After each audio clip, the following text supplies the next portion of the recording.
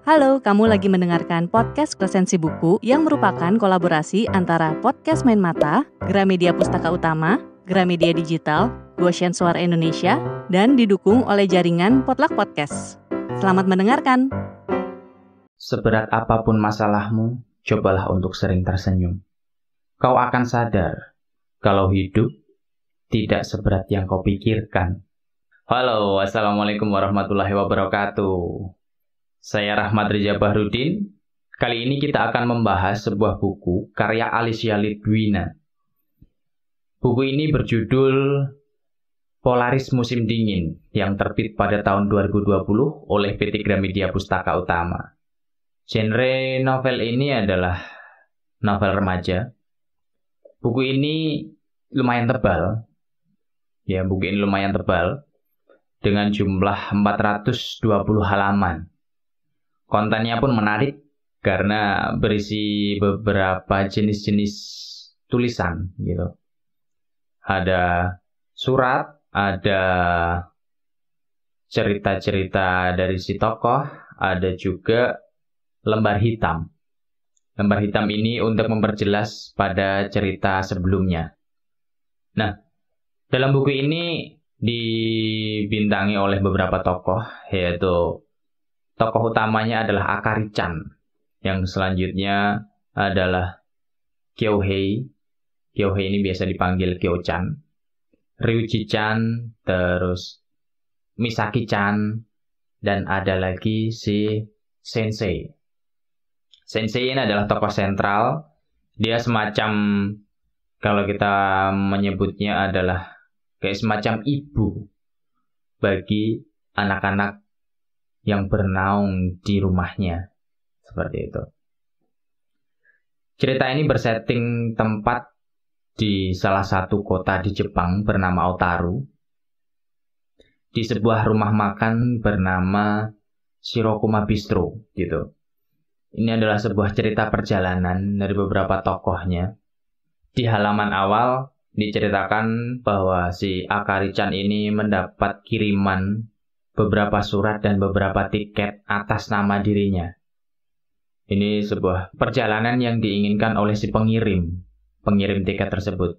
Yang kemudian oleh si Akari-chan ini benar-benar dilakukan sesuai dengan jadwalnya.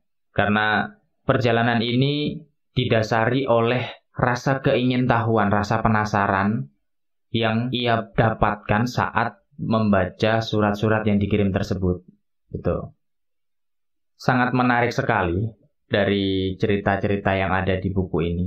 Ini semacam refleksi diri juga. Memang pangsanya ini ditujukan untuk remaja-remaja itu memang pas. Karena saya juga pernah mengalami hal-hal seperti itu bahwa ketika lagi terpuruk di usia remaja, saya sekarang juga masih usia remaja juga sih.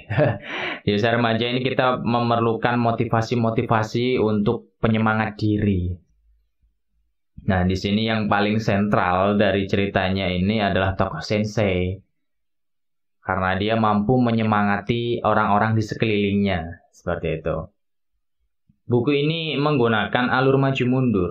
Jadi membuat pembaca ini jadi lompat-lompat kalau membaca secara berurutan. Maksudnya lompat-lompat adalah ketika yang dibaca adalah bab yang belum tersentil di cerita sebelumnya, ini bakal bertanya-tanya, loh ini kok ceritanya bisa kayak gini? Kenapa?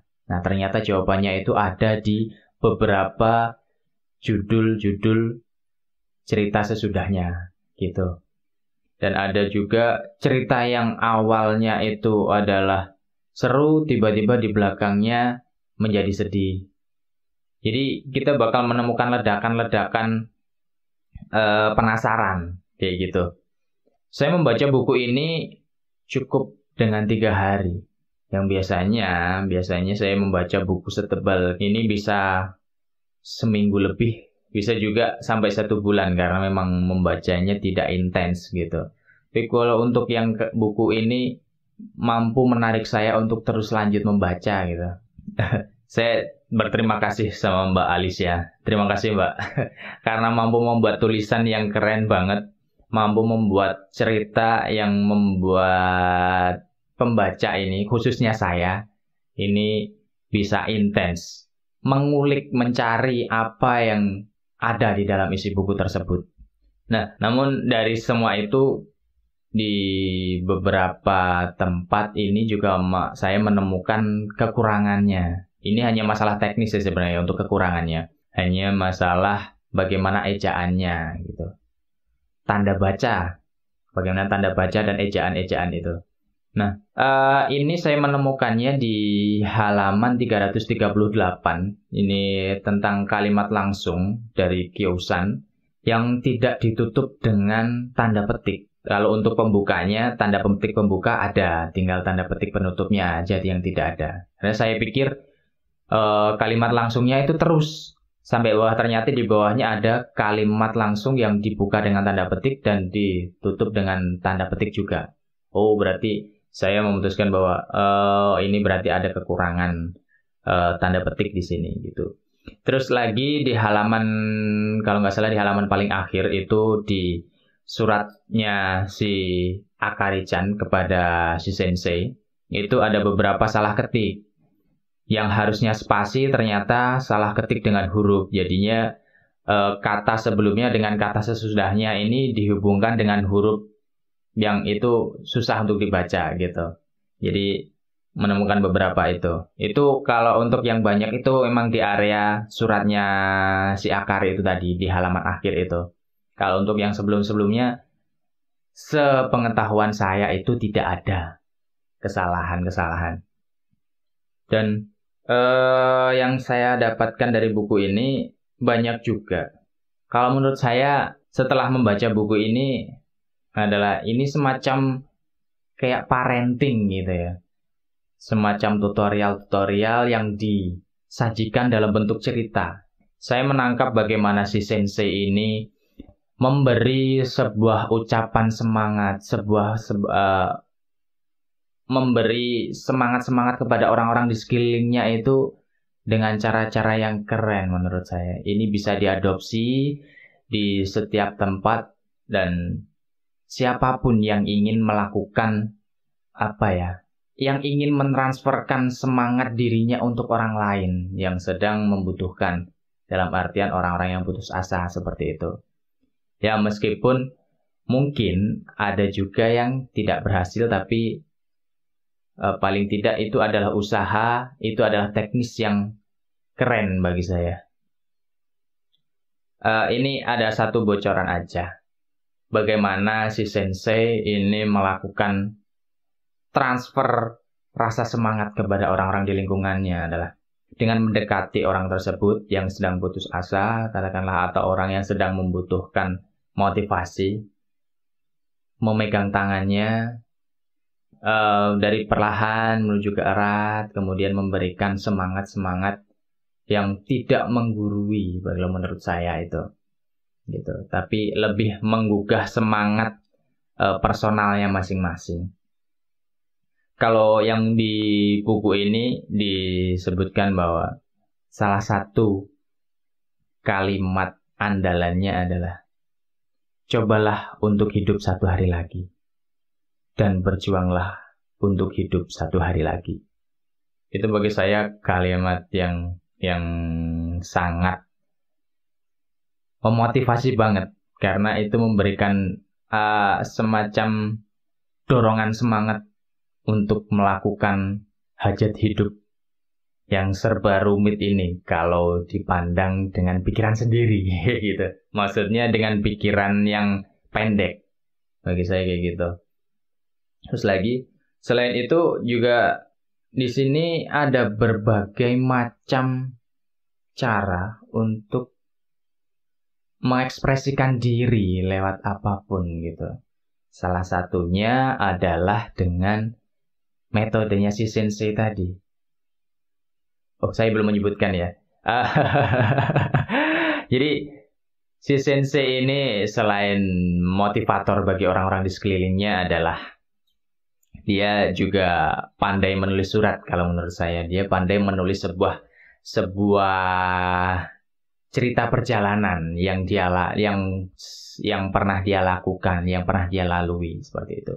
Ini kalau di era sekarang ini teman-teman mungkin sudah familiar dengan Bang Firsa Bersari ya, kayak gitu. Dia menulis sebuah cerita perjalanan yang telah dia lalui dalam sebuah buku, kayak gitu.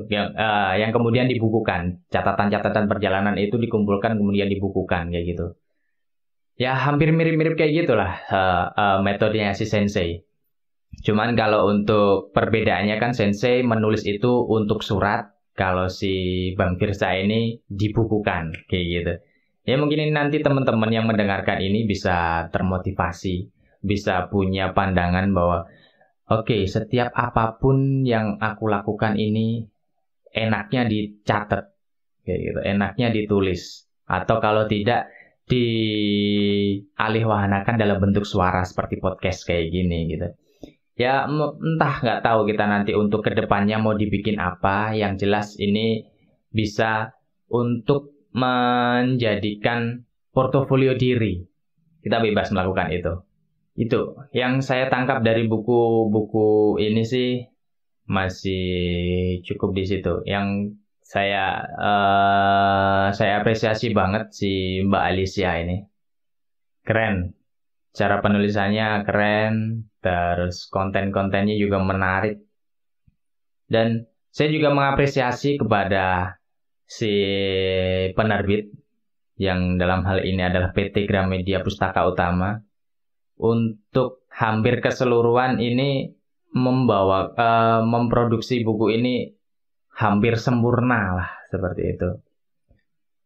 Kalau dalam rate penilaian saya ini, kalau maksimalnya adalah 10, saya merate buku ini 9,5. Yang sisanya 0,5 itu untuk nilai minusnya tadi, yang untuk masalah teknis tanda baca dan salah ketiknya tadi.